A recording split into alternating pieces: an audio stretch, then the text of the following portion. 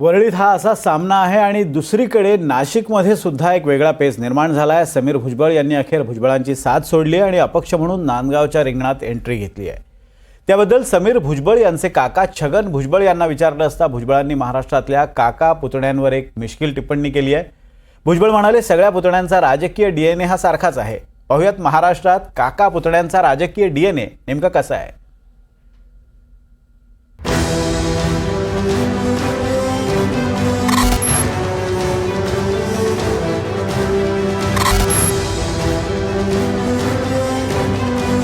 काकांच्या विरोधात बंडाचा झेंडा घेऊन महाराष्ट्राच्या राजकारणात खळबळ माजवणारे हे धडाकेबाज पुतणे अजित पवार, राज ठाकरे आणि धनंजय मुंडे।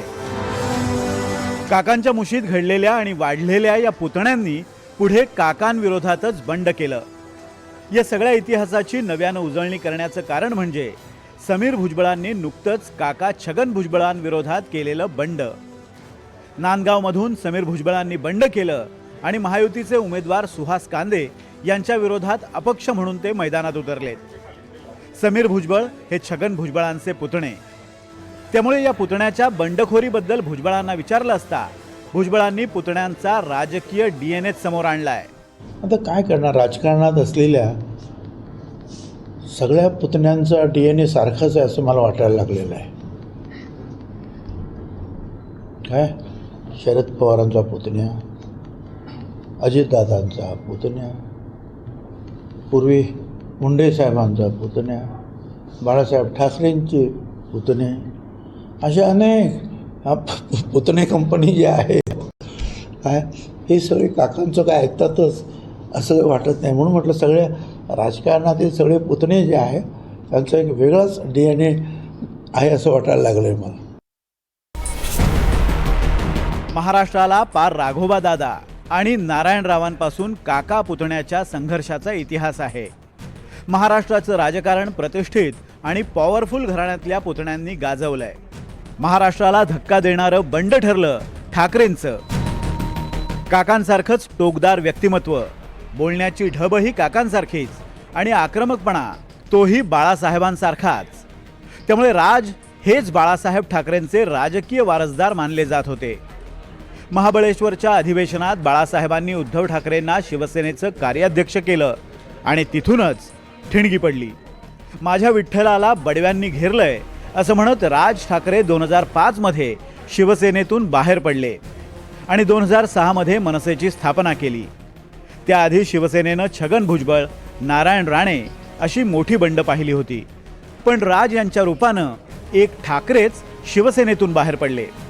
राज ठाकरेंनी मनसेची स्थापना केल्यानंतर बाळासाहेबांनी राज ठाकरेंवर टीका केली होती, पण राज ठाकरेंनी शिवसेना सोडल्याची सल बाळासाहेबांना कायमच होती।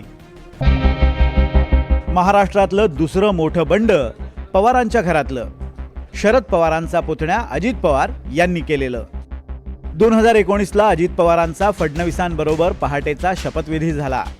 अजित पवारांचं काकांविरोधातलं ते बंड म्हणून जोरदार चर्चाही झाली, पण त्यामागे शरद पवारांचं राजकारण असल्याचा गौप्यस्फोट काही वर्षांनी करण्यात आला। अजित पवारांनी जुलै 2023 मध्ये खऱ्या अर्थानं बंड केलं आणि भाजप शिंदे सरकारमध्ये जाऊन थेट उपमुख्यमंत्री पदाची शपथ घेतली। त्यानंतर राष्ट्रवादी हे पक्षाचं नाव आणि चिन्हही अजित पवारांना मिळालं। तुमच्या पोटी जन्माला आलो नाही ही आमची चूक का, असा भावनिक हल्लाबोलही अजित पवारांनी शरद पवारांवर केला। लोकसभा निवडणुकीत सुप्रिया सुळे विरुद्ध सुनेत्रा पवार असा नणंद भावजाईचा सामना बारामतीत रंगला। असं असलं तरीही कुटुंब एकच असल्याचं राष्ट्रवादीचे दोन्ही गट सांगत असतात। पवारांमधला काका पुतण्या हा संघर्ष पुढच्या पिढीतही पाहायला मिळतोय। विधानसभा निवडणुकीत अजित पवारांविरोधात युगेंद्र पवार हे बारामतीतून लढणार आहेत। अजित पवारांचे धाकटे बंधू श्रीनिवास पवार यांचा मुलगा असलेला युगेंद्र पहिल्यांदाच निवडणुकीच्या रिंगणात उतरतोय। त्यामुळे बारामतीत पहिल्यांदाच काका विरुद्ध पुतण्या अशी लढत होणार आहे। महाराष्ट्रात गाजलेलं आणखी एक बंड होतं मराठवाड्यातल्या मातीतलं।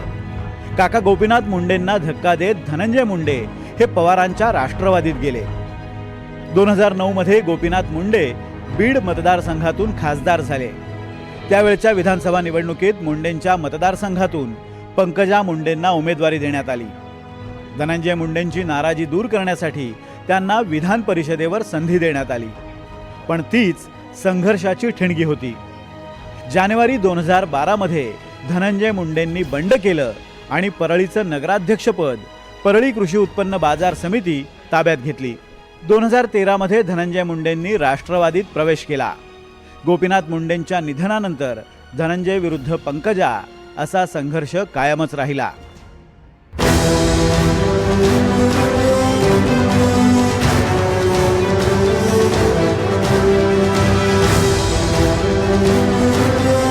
राज्यातल्या या तीन प्रमुख बंडाशिवाय उदयनराजे भोसले आणि अभयसिंह भोसले, सुनील तटकरे आणि अवधूत तटकरे, जयदत्त क्षीरसागर आणि संदीप क्षीरसागर, अशोक पाटील निलंगेकर आणि संभाजी पाटील निलंगेकर ही काका पुतण्यांची बंडही महाराष्ट्रानं पाहिली. राजकीय नेत्यांच्या पुढच्या पिढीतही हाच काका पुतण्यांचा संघर्ष कायम दिसतोय. यंदाच्या विधानसभा निवडणुकीत सिंदखेड राजा या मतदारसंघातून राजेंद्र शिंगणे यांची पुतणी गायत्री शिंगणे यांनी त्यांना आव्हान दिलंय. काका राजेंद्र शिंगणे हे तुतारी हातात घेऊन लढले तरी आपण अपक्ष मैदानात उतरण्याचा त्यांनी निश्चय केलाय. त्यामुळेच भुजबळ म्हणाले ते खरं आहे. पुतणे मंडळी काकांचं काही ऐकत नाहीत. Bureau report, NDTV Marathi, Mumbai.